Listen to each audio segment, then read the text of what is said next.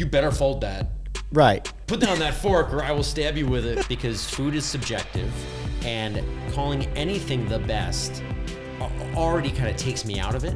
I've seen videos of you with your collection of pizza boxes, man. Like, it goes deep with you. I started running tours of pizzerias.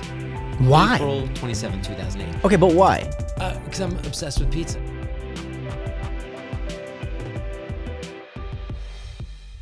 So you have to be the most famous pizza guy in New York City without a pizza place. I don't know. What does that even mean? How much pizza do you eat a year? A month, a day. I'll say every year probably 700 slices. You're serious? Yeah. Oh, absolutely. Yeah. I try to give myself a limit of 15 slices per week. Really? And then very often I go over that. It kind of depends. It also depends on what you qualify as a slice. Like, just because it's cut into a triangle doesn't mean it's a slice. If it's small, I'm like, doesn't count. All right, we got to back up a little bit because, we just kind of jumped in. Well, that's what I'm here for. Who are you? Why? How did you become the preeminent pizza consultant or consigliere of New York City? That's a good way to put it. How did that happen? So I started a company in 2008 that does tours of famous pizzerias. I won't even call it a company. I'll say I started running tours of pizzerias. Why? April 27, 2008. Okay, but why? Because I'm obsessed with pizza, and all I wanted to do was have a job where I eat pizza all day. Like that.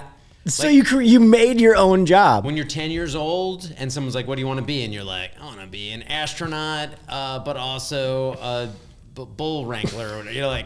Then you're like, all right, great. Like that, it's that description, but for real. Yeah. I just want to eat pizza every day, period. And hang out with cool people. Yeah, I'm not going to ask you if you've always loved pizza. Obviously, that's the case. Well, but we've all always loved pizza. But you know what it was? It was like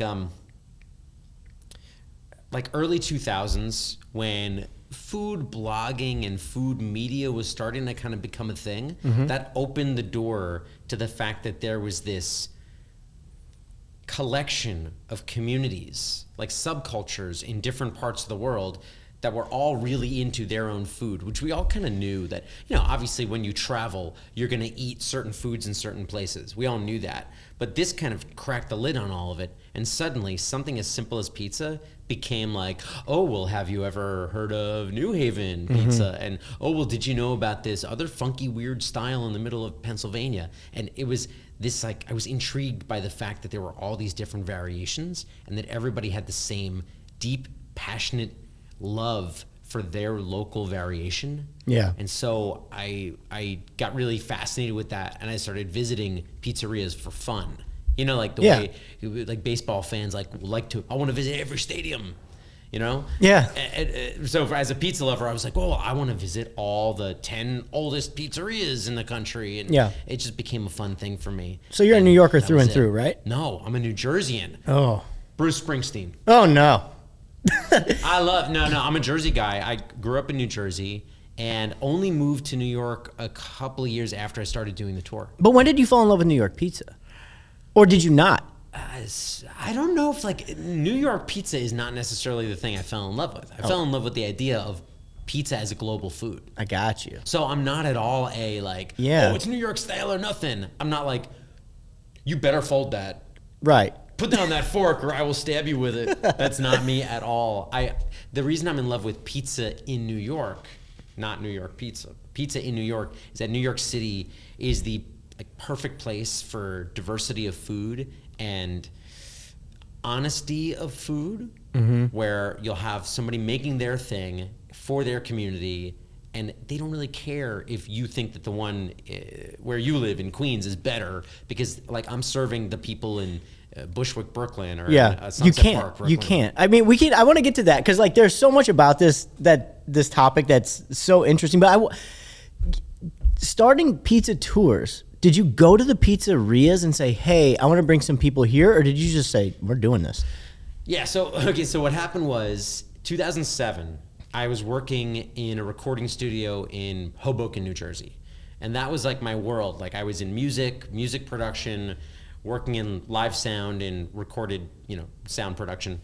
And the most fun part of every day was ordering the pizza for the bands because in Hoboken at the time there were 30 some odd pizzerias, and every time I would order from a different place, and I would kind of keep my notes about what I liked and what I didn't like and all that. And then when time came to move on from that job, I ended up getting a job working for the city, doing like audio for the city of Hoboken, and that gave me this great access to like working in City Hall to get to know all these business owners and to know their stories.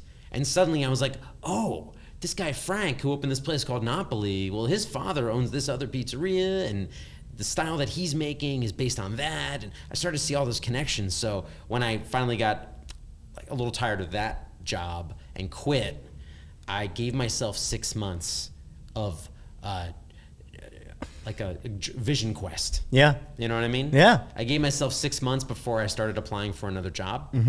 And during that 6 months, very early on in it, my birthday was like a month after I quit.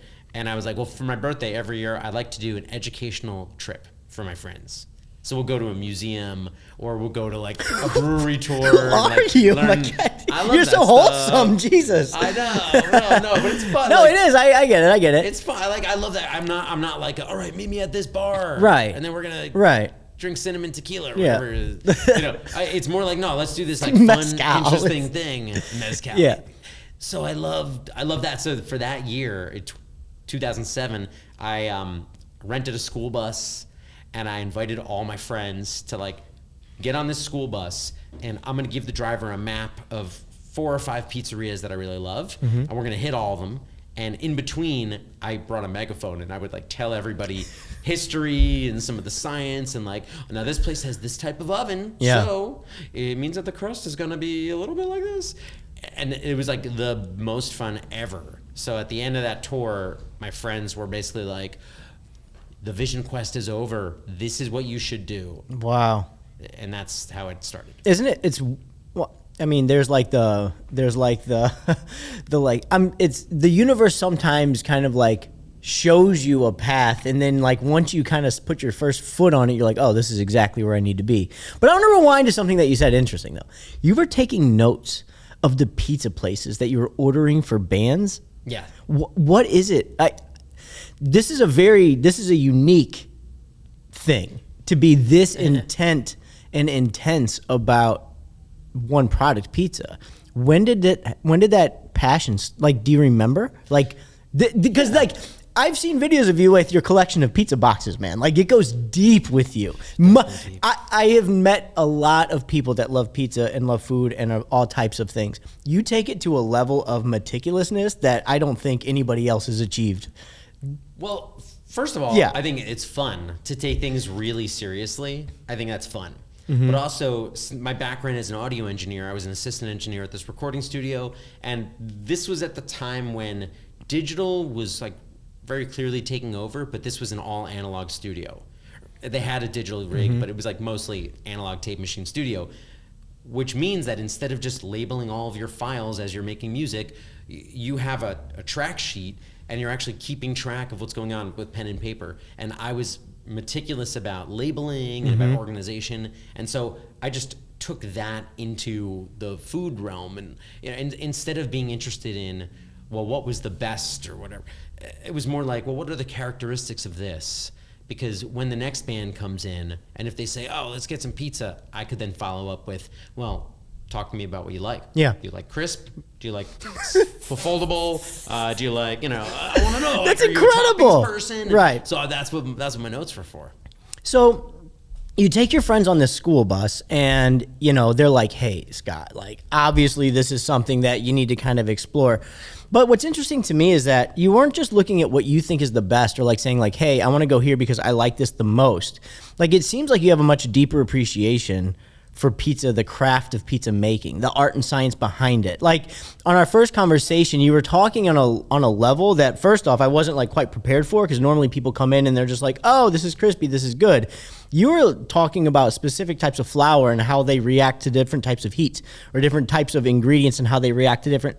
So when did you start to really go from just a fan to kind of really understanding that deeper knowledge versus like, I like this, I don't like that, to this is a proper style of this versus this is a better representation of that? Or maybe it's not even that specific, but you know, as somebody who with that kind of like deep Rolodex of all the different characteristics for all the different styles and types, when did you start to really get, I guess, you know, interested in the different types of pizza and the craft that it takes to make them the way that they should be, or at least the way that, like, you know, you appreciate them the most? Yeah, it's a funny way to navigate the concept of like what is right or wrong. I don't want to, because I don't think I think if I asked you what's the best pizza in New York, you wouldn't say. I don't think you would say this is the best pizza. Like you would have to say, wait, stop. We got to break it down into category and then subcategory. And then even then, I don't think you would say this is better than that. It's just the attributes of this one are different than that one and the characteristics you may like. So I don't think, but maybe I'm wrong. No, you're right. And it's like when we were walking up here, we were talking about a place that you said was the best burger. And my brain goes right to, how do you even quantify that? Because food is subjective, and calling anything the best already kind of takes me out of it. Well, I can defend it for sure. You don't have to, because first of all, it's not the best. It's what you like. Maybe it's your favorite. Sure. Very different concept, favorite versus best. Favorite is personal, Gotcha. And best is projected onto everybody else. I don't disagree with that. You could call somebody maybe the fastest runner, but it's hard to call somebody the best runner, because you don't know, are they running distance? Are they sprinting? This is why you have to really break down into like, what are we really talking about? That's why the tours that we do and my specific interest in pizza has nothing to do with best or what you're going to even like. Right. Like, it's kind of funny when I take people on a tour, we usually tell people like, I'm not setting out to bring you to the 3 or 4 best pizzerias. And I'm not saying that they're not great. I'm saying that I don't know your life, and I don't know what you consider to be best. What are the characteristics that you look for? Because your best could be my worst. Sure. And that's why, you know, the reason I got into it that way is because I was never interested in, this one is better than that one, and therefore I don't need that one in my life anymore. It's more like, well, where does this one fit into my life? Because every slice has a place somewhere in your life, whether it's middle of the afternoon or 3 a.m. They're very different requirements. So there's the best one near me at 3 a.m. is different from the best one that I'll travel for on a Saturday afternoon. Very different. Yeah, I agree. But I do think that certain people have the context to be able to say there's a reason this pizza has achieved this status and other ones haven't, or a unique place, right? Like there's a reason. And sometimes I think the narrative gets a little ahead of a spot, and like maybe the narrative of the story or the story behind a pizzeria is better than the actual pizza. And you kind of have to add that into like when you're going to a place that's historic in New York and like that.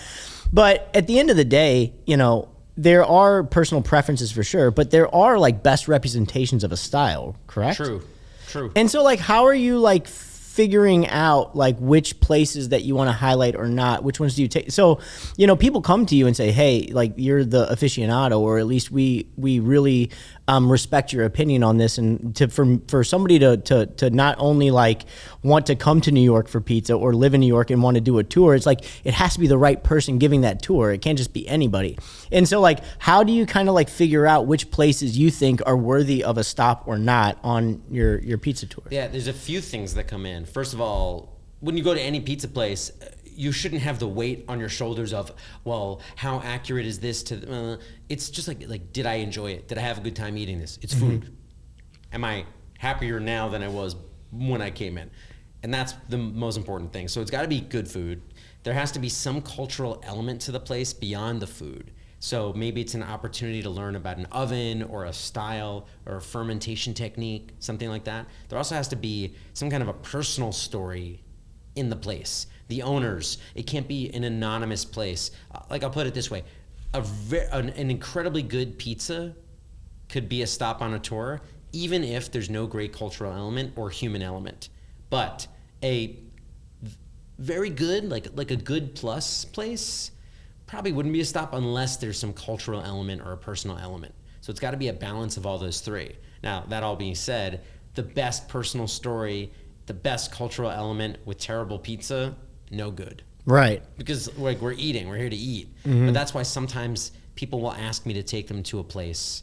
Oh, can we go to this on our tour? And then I'll say, I know, like what you're saying, like the story's gotten ahead of it. I know what you've heard. I don't think it's going to be worth the time to go there. I think we're better off going to this other place that you maybe didn't hear about. Yeah. But it's going to be a better situation. So that I'm trying to read what it is they're looking for and not just imprint what I'm trying to do. But at the same time, what we're trying to do on the tour and what I'm interested in life is way more about, well, what else can I see through this pizza?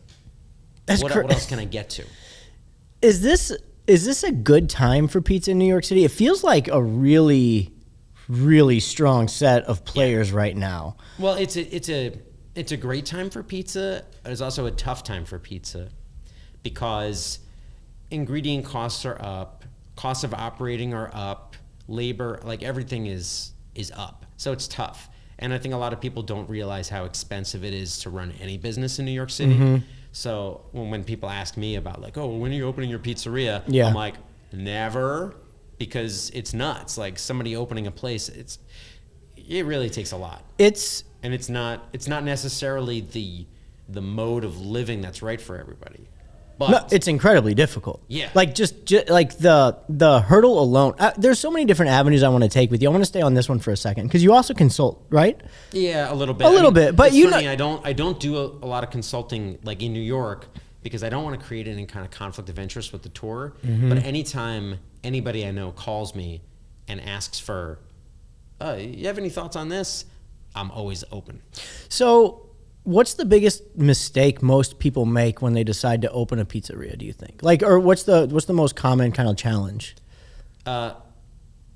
Doing the wrong style of business in the wrong neighborhood. So a slice shop in an area that has no foot traffic, or a sit-down restaurant in a neighborhood that's across the street from a school and maybe would rather have a slice shop. Yeah. So it's like sometimes people. That is a very un-pizza answer. That's just a basic, answer. Yeah. But that's it. Yeah. I mean, honestly, I don't think that the biggest mistakes are about food at all. I think it's about your business model working in the right place. People getting really excited because it's romantic to open a restaurant and pizza is, I'm passionate about pizza. Therefore, the highest level of being passionate about it is to open up a pizzeria. Then you realize that, well, the thing that you think is perfect can't work here. It could work 75 feet the other way around the corner. Because I've seen places opened by huge restaurant people that didn't work because they're on the wrong side of a block. Yeah, it's amazing how something as basic as location is everything, like it really does play out. So pizza related though. So what's the biggest challenge of somebody? Because you're right, pizza is a very nostalgic kind of romantic thing. It's like, especially here in New York, you know. What's the greatest challenge you think of somebody that opens up a space? Let's say it's in a decent location. They're doing okay. But there's this massive group of good pizza. Sometimes they make it, sometimes they don't, you know? And then there's the few that really excel up. And those that are in the good category but want to excel up and they're like, hey, Scott, like I am doing decent, but I think we could do better. Like, what do you think is the biggest thing that is holding somebody back from obtaining that next level status? I think on the food side. Yeah, on the food side. On the food side, it's dough management. It's the biggest mistake that anybody makes is dough management. It's improper fermentation and it's baking cold dough. So 9 times out of 10, if the pizza, I go to a place a few times in a row and I've noticed they're always having this one issue, and it's very clearly dough management. It's you're cooking cold dough, and it's like funny how basic that is, but it's a change that costs you $0 more than you're already spending as a restaurant owner, and it will just make much better food. Yeah, management of dough, and honestly, it's maybe this sounds like too in the clouds, but the ability to listen is the thing that holds most people back. To listen to the customer and to listen to the pizza itself. Yeah. Because some people, I'm following all the directions for making my dough from the tartine bread book, and I'm baking it at 9,000 degrees because that's what I heard you're supposed to do. And they're doing all these things, and it's not working out great. And some people think, well, no, but I have the right inputs, so the output must be good. Maybe I'm wrong. This is the right thing. And like that's a huge piece, because this is why I say it's a challenging time for pizza right now, even though it's a great time for pizza, because I think the whole Neapolitan boom has allowed people to realize that pizza is not a junk food and not a fast food. It's a quick food, but it's something that you can eat, something that's very good and that will cost you a little bit more. Suddenly we're okay with paying $4.50 for a cheese slice, whereas a few years, very short years ago, it was $2.75. Right. And now we're like, oh no, it's better ingredients. I'm ready for it. But then the big challenge is there's so much information out there now, and everybody's flooded with information about pizza as a bread and how to use mixing grains and different hydration, water percentages, and then different types of starters, different pre-ferments. And people are overloaded by that information. And new places are trying to do like a lot of things, not realizing what they're supposed to do, what they're used for. What are they supposed to do? So what are pick they one of used those for? things. Yeah. Yeah. Like let's pick hydration. Sure. This is the thing. This is like into the weeds. Let's of the nerd food. out. I am here for it. Let's nerd out. I want to nerd out on all of it. I mean, even if people don't make dough, like what's really important is that flour is the element that there's more flour in the dough than anything else. But then the next element is water. Yep. And water is the thing that separates this dough from being a pile of dust and being dough. And what dough is this like viscous, elastic system of protein bonds that traps gas from yeast fermentation and bacterial fermentation. So that system is all about how the dough is hydrated, how much water there is. And I think people flex lately in the way that they were flexing like 10 years ago about how hot their oven gets. Yeah. Now the flex is 100% hydration. We get 100% hydration, but I think it's 100%. It's And 100%. You know, just to clarify for the normal human, like a New York pizza, it's like 57% hydration. Yeah. Around there. Neapolitan pizza gets into the 63, 64%. Roman is in the 85% area. And these are like general terms. But people don't realize that, like, oh, it depends on what flour you're using. Wait, you can't go 85% with that flour. It can't handle the water. Yeah. That's why you're getting raw dough. Yeah. So, like, I think sometimes people they want to absorb so much information, but they don't totally understand what everything's for. It's so scientific. Like when you start to break it down in that way, which is hydration percentages, certain types of flours, certain types of milled flours, double O, you know, they all do different but things. that's even a good point too. So a lot of people don't know what those terms mean. And I would say 70% of people think they mean something that's different from the real meaning. Well, break it down for us. What's the difference between tough. double O and O? So in the United States, we have a system in retail where flour is considered to be pastry flour or cake flour or all-purpose flour or bread flour based on its relative protein percentage. The government does not regulate those terms. So you can call something all-purpose flour, and it doesn't really mean it's one particular protein, but typically all-purpose flour is in the 11 to 12% protein range. Bread flour is a higher protein percentage, and they call it bread flour because it's stronger, it'll hold on to more gas, so it's good for making bread. Pastry flour, not as strong, better for pastry, you get the idea. In Italy, they have this system since the 70s that's been, it starts with 0, 0, and then it goes to 0, and then to 1, and then to 2, and then above 2, it's called integrale, the entire grain, whole grain. And what that refers to is two things: extraction rate and ash content. Ooh. Yeah. So a lot of people think 00 means, oh, that's like the finest and the softest and the lowest in protein and da. It doesn't really mean that stuff. What it means is if we start at the top, integrale, that's the entire grain, that's whole grain flour. But what if you sift out 10% of that flour? You're going to get rid of like the bran and the germ, the parts of the wheat berry that are sharper or lead to shorter shelf life. You start to sift that out, and then the number drops. You get type 2. And then you sift more of it out, and you get type 1. You sift more of it out. And as you sift more of it out, your ash content also lowers. Ash is when if you were to burn some flour and then take a weight of what's left behind, that's your ash content. That's stuff that's not flour. It's like particulate matter that's part of the wheat berry. Exactly. And that's why, like, in France, and in some parts of the United States, they'll call it type 85, T85 flour, T65 flour. And that refers to ash. That means it's 0.85 or 0.65% ash content. So this is wild because you're like, I just want to make freaking pizza. Well, let's just simplify. If you're doing Neapolitan pizza in a 1200 degree oven, you want which to flour? not do that because it would be raw no matter what. Okay. Yeah. Wow. So what would you do? Yeah. If you're making Neapolitan pizza, and this is like funny because on a tour we exist there to explain to people what does that even mean? What is Neapolitan pizza? With the caveat that you could be in Naples and have a pizza that doesn't exactly fit that.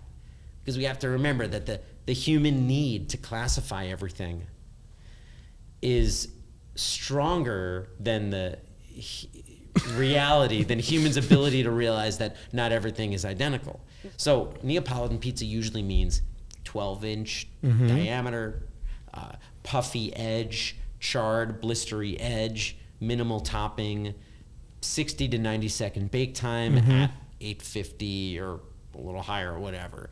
And then when it comes out of the oven, it's soft, it's pliable, there's no crunch. There might be a gentle crisp on the outside, but it's a pizza that you got to eat right away. And it's not the pizza that you serve by the slice. That's my favorite pizza, though. I love it too. I think it's one of my favorite, like especially when it's done correctly. What do you like about that style? So the simplicity of it, I think, is really important. I think that the dough actually and what the high heat and the short cook time does to it is really exciting. Like I love that char. Those blisters to me are everything. Like without that, you lose a lot of depth of flavor. I think if you're talking about like a real Neapolitan pizza, isn't that with like a specific buffalo mozzarella? I'm not saying you need any of that. It's just, to me, the cleanest representation of a pizza. And it's great, but like it's the hardest kind to make because if you're cooking a pizza that fast, that hot, 5 seconds in the wrong direction ruins it. It's toast. Which is why it's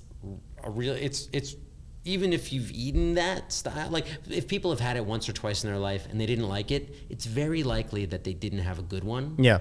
But at the end of the day, all that matters is like, well, if it's that hard to make it good, maybe you're not into that style. Who does it right in New York? I'm with you on that, though. Who does it right here? Yeah, who does it right here? Ribalta, Songanapoli, Keste, San Mateo, Sorocasa. I mean, there's just the first five. Those are just the first five that come to the top. First five I'm thinking about. Okay. I mean, there's like 80 others. Yeah. And some of them are really good, and some of them are not.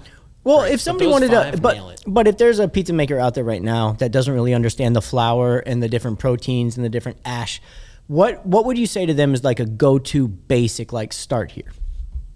There's a book called Bread Science by Emily Buehler. Self-published book. I don't remember when she wrote it, 20 years ago. It's incredible. She's a chemist turned like home baker, and the book is filled with great illustrations about it. If you want to get into pizza making, best thing you could do is to understand what's going on behind the scenes. And that's stuff that gets me really jazzed because on the one hand, it's like, well, wait a second. In the 1840s, making pizza in Naples, nobody knew that this was the way that the molecules were working. They just knew what felt right and what worked well. But now we're in this time when you have so many options. Back then, they used the flour that was available. Now, you got all the options, which is why it's much harder now. But why the pizza ceiling is higher. Yeah, I was going to say, there's big opportunity with that. Right. But like, I'm willing to bet that the pizza that's available now is better than any pizza 100 years ago. Just because of uniformity of production. And I'm not talking about industrialized flour and all that stuff. I'm saying now we have all these options. It used to be like you can only use this stuff. Yeah. Now you can use crappy or you can use super high end. But that high end is could be really good. And the technique that people are learning from each other thanks to, the internet, it's so, people can become great pizza makers so much faster now than they could before. Right. So if dough management is one of the most basic problems facing pizza makers, or at least like something that they really need to wrap their head around, which is not only, are you using the right ingredients in your dough? Are you storing it properly? Are you proving it properly? Are you cooking it at the right temperature for the right duration? So what's the next most common issue people have opening up their own pizza place or trying to succeed as a pizzeria? I'm thinking about places in New York that have opened recently. Yeah, and that like were really good and then maybe flared out or for whatever reason. And a lot of it's like boring reasons. They're businessy reasons. Yeah. There's the like partnership that was never going to work in the first place. Mm-hmm. There's the location, like I mentioned before, that kind of stuff. Mm-hmm. New York will spit you out so fast. I think 85% of restaurants fail in 6 months. Yeah, it's crazy. It's really nuts. And which is why I think the coolest thing happening is so many of these pizzerias that have come out of pop-ups. Yep. Because low or no overhead, or the past couple of years, they're working out of some semi-legal situation and honing the skill there. Yeah. Before opening the actual place. It's funny because, I've covered the business of food and restaurants for a long time now. And like, I've seen definitely like similar issues that you say. It's a lot of it is, location, partnerships. Do you have enough startup capital to kind of like take on that first year, which is just going to be about brand awareness, not about profit, anything like that. But, I've really come to believe that most of it is, do you make something people will buy? Yeah. It really comes down to a couple of things, and you said it earlier, which is like, who do you make pizza for? Like, if you make pizza just for yourself and just for to your own liking, and then say fuck everybody else, like this is the only way that it is, some people could command that, but not a lot of people. Not a lot. What I think it's really about is, do you have an idea for something, and do you make it well enough and good enough that people will not only pay for it but wait for it? That's like the first thing, right? And talk about it. And talk about it. Talk about it. And those are like downriver things, just from, I have a thing, you bought the thing, do you like it enough to buy it again? Mm-hmm. It's pretty simple. And the second thing is to remove your ego from the product and say, I'm making pizza for you. It's not my decision to tell you how to consume my product and how to like it. If you want to eat ranch with my pizza and you think it's the best, as the business owner, you should say, I don't care. The purist in you would say, you should never do that to my pizza. How dare you? But at the end of the day, are you here to prove a point, or are you here to run a profitable business? Yeah. Those are two different things. And so to me, I wonder about that a lot, which is the singular vision of the proprietor versus what the public wants and what they like, right? Yeah. And the other thing that you said that I thought was really smart is like, listening is so important, right? Because if you think something is the way that it should be, and you think this is a perfect representation of your idea, and the customers are telling you that they're not necessarily into that, they would rather it be a different way, that's like a really precarious moment. You either stick to your guns and say, this is it and I believe in this vision, or you say, okay, I need to like humble myself a little bit and like think about like, why do I want to win this way, right? And I wonder about that a lot because, the question of any restaurant, which is like, who are you here to serve, is really, really important. And I wonder if you've come across owners that maybe get stuck in their own way, in that they come to you for help. You say, look, this is the help. And they go, I'm not accepting that help. That's not right. Like, does that happen often? It happens, but I think that's part of like the way that I do things in New York is different from anywhere else. In New York, call me up, ask me a question, I'm answering it. I don't like charge people for that. It's just soft consulting. Yeah. Because I don't want to get in a situation where I now work for a pizza restaurant and then I do or do not take people there for whatever reason. I'm sure. So, but it does happen all the time. And it's like, I'm thinking about a slice shop right now that I was helping them. I brought them to water and they didn't want to drink it. But that's because not everybody has a system that they could do an operation in a certain way. Like, let's just say, for example, let's just say that you're thinking about using a poolish pre-ferment. So instead of mixing flour, salt, water, and yeast together and then making your dough and then be done, the day before you do that, you take some of the flour, some of the water, and some of the yeast and mix that together and let it rise overnight. So it adds another step that happens the day before, and then you have to remember to add it to the mix the next day. If your operation can't handle that, if it's like, well, at 7:30 p.m. when I'm supposed to make that, I can't because I'm in the middle of dinner rush. That, and if I were to say, okay, well then we're going to change the amount of everything and bump it back 2 hours, it's up to them to say, okay, yeah, we're going to do it and we're going to implement that. It's just, I can only take it so far. It's like, this is the way to do it.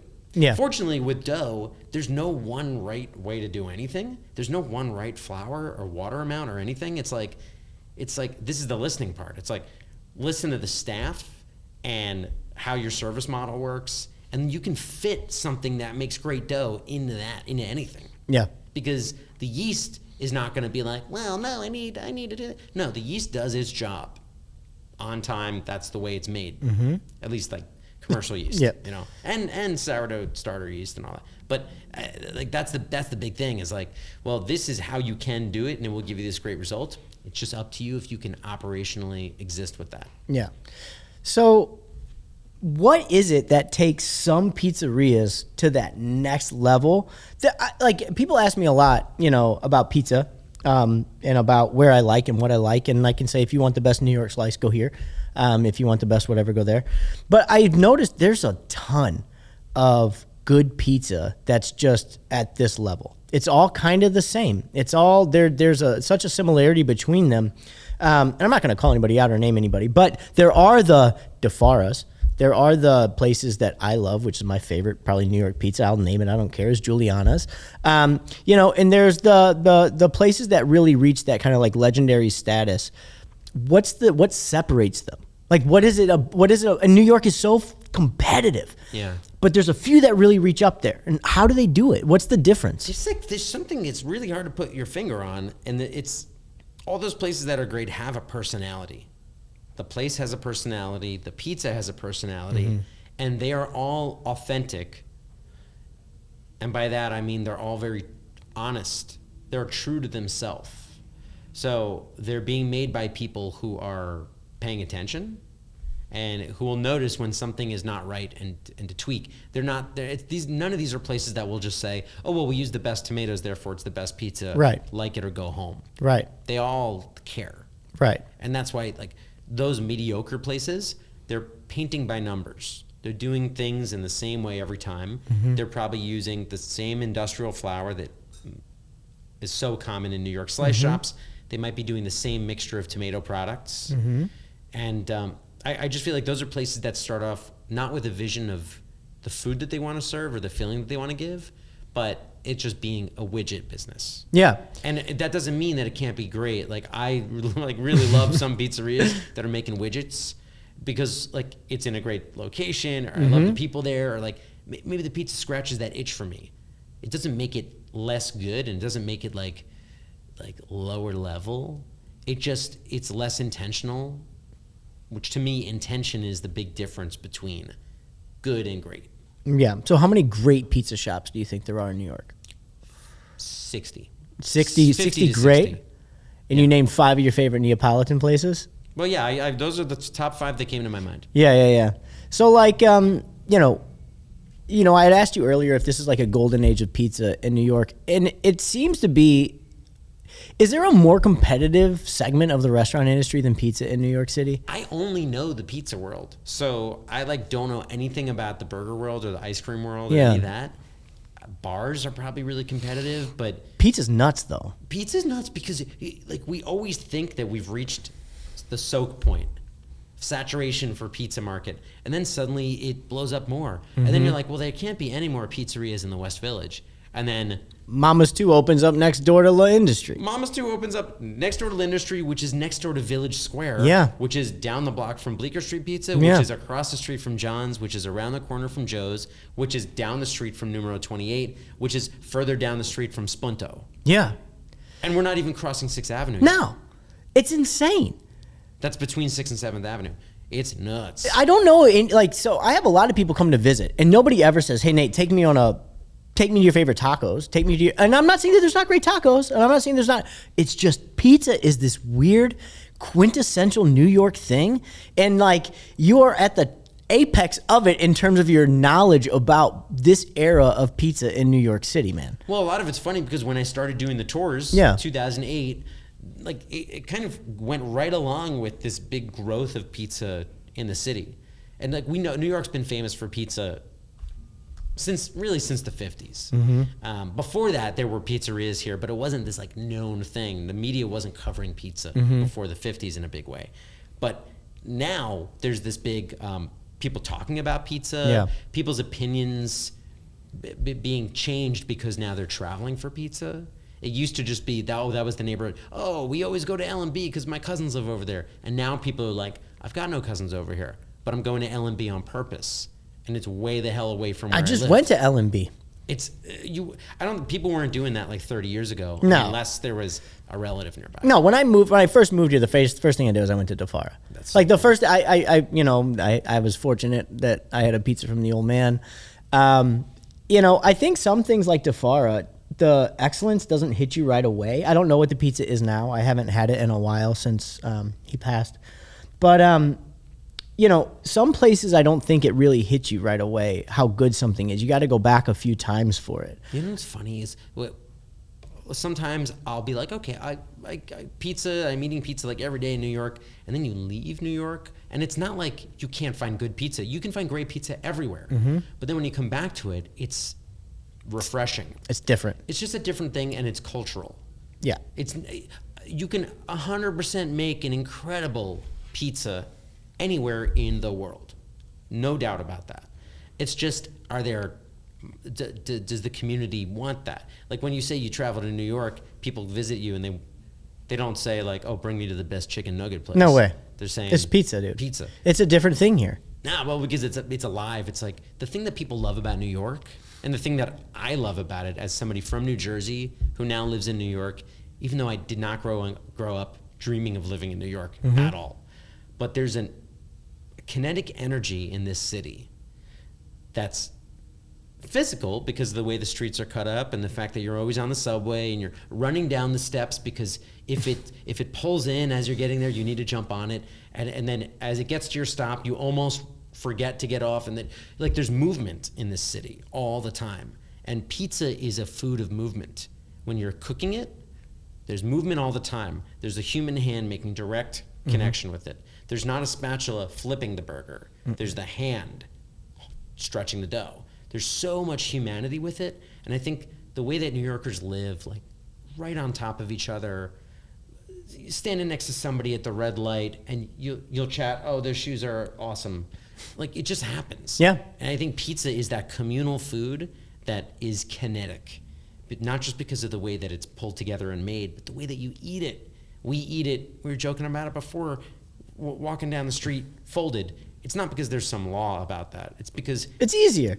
How can I get down the block holding it like this? I just can't. Right.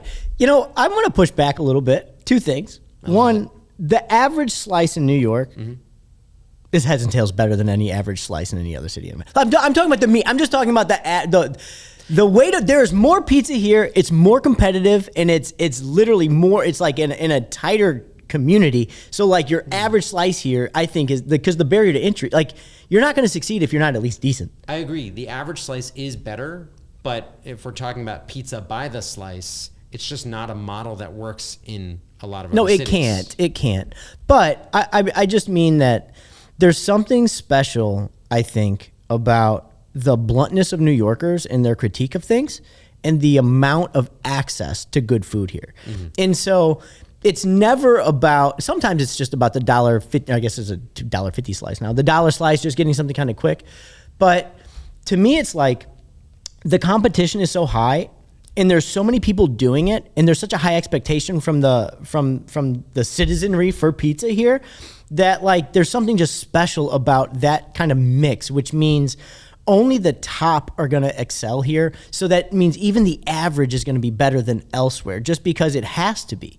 In my opinion, I don't think it has to be because if you're in the right location, your quality does not have to be the same level. Yeah. I'm just saying, like, No, I get it. I mean, there's something about just the amount of people that are just willing to buy whatever because they have to.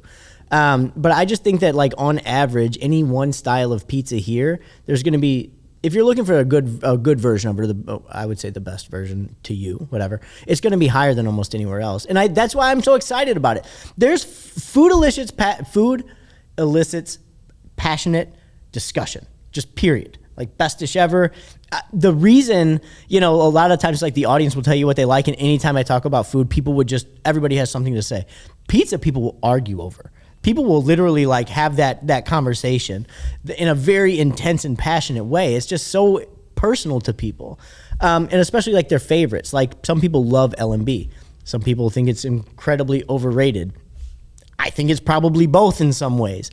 But I just love that you're somebody who is dispassionate about calling something the best, but incredibly passionate about educating people about why you love this so much. And I just wanted to thank you for that, man. It's super refreshing to have somebody that's kind of willing to put, like, a lot of people, I think, would make themselves the center of that story. I mean, yeah, you have Scott's Pizza Tours, which is great.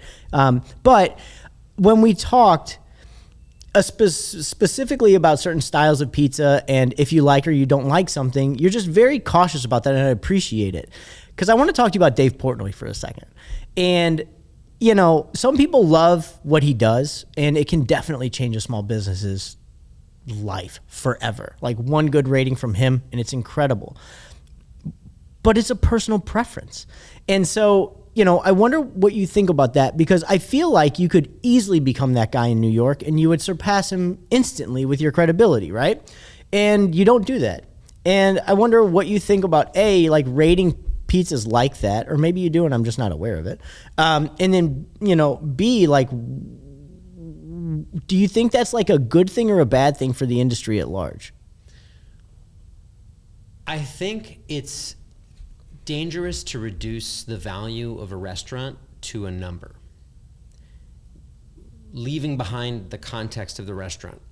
So I understand his reviews, taking the slice outside in a pizza box, it's sitting for a few minutes while he blabs, then he eats it, and it's very consistent. I will say about those videos, he's consistent and it's very personal. It's what he likes. Mm-hmm. It's not his fault that viewers of it will see it as some kind of definitive judgment. Mm-hmm. It's one person's judgment, which I actually find a lot of value in the way that the person who you trust who writes book reviews or film reviews or music reviews, if you trust them or if you just understand their voice, you know how to read a snarky review about a new record that came out from your favorite band, and you know that that writer doesn't like that kind of music, and therefore them disliking it means you might like it. Mm-hmm. So when Dave Portnoy doesn't like Neapolitan pizza, it's not because that style is bad. It's because it's not to his taste. Yeah. And I think that there's nothing wrong with that. I actually really like that and appreciate it.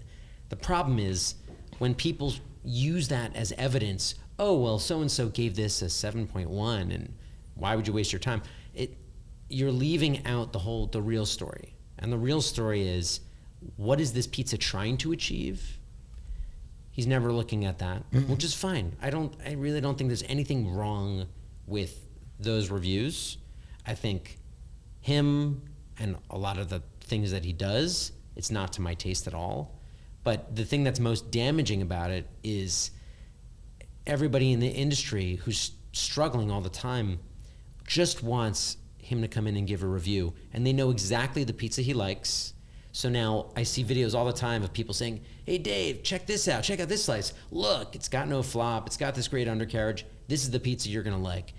And I just worry that a lot of pizzerias are gonna start to channel what they do to fit the needs of one person who does have a very, very powerful, influential following. But that gets dangerous. It's the antithesis of what I like about pizza, which is that it's ignoring the business.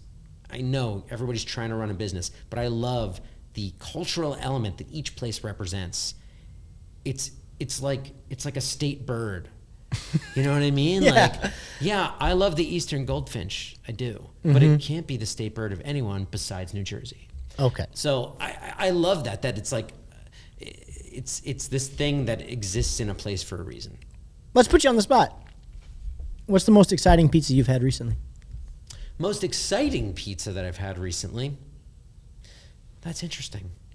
The West Village Mama's 2, I think it's I don't know about exciting, but I am excited about how good it is. It is really, really great. I love Lindustry. That I think is a really exciting pizza. I think it's cool to have that. Right next Like, to each right. And like, you know, I got a chance to talk to Frank about that, and he says it was all just happenstance. I happen to think if you're spending that much on a space, you kind of know who's going to be around you. Like, but to me, Well, it's funny though, because Frank signed a lease, I think first, but took longer to open. see, this is why I'm talking to you. You cut Yeah, through the shit. it's not- You know the shit. It's not. Yeah, I don't. He was just like, but the There's a real friendship there. Like they have yeah, a lot of respect. for each I other. love that this is a city that could handle those two places. Not only handle it, it becomes an attraction. Oh, it becomes one's being there improves the other. like, that's what I mean. And like you know, you have something like Grimaldi and Giuliana's, and I'm sure you could name a bunch of other ones. But that willingness to, I don't, compete is a hard word to use here, but it is a competition. Like, let's flat out, they do different pizzas. I think Frank got a little bit, he was a little, he thinks his round can compete with lit industry, and that's you know, that he's just excited to kind of see that, I think, go through, like, to see what people have to say over time with that. But I just love that this is a city that is, I mean, within a 6-block radius, like you said, there's so many places, and any of one of those places in another city is the spot. And that's what makes, I think, New York so special, man. Yeah, the fact that you can be in one neighborhood and have all this variety, and that's why the tour exists, because we can be in one neighborhood and you could get this like global idea of what's going on in the pizza world just from that neighborhood. Yeah. You can't do that in most cities.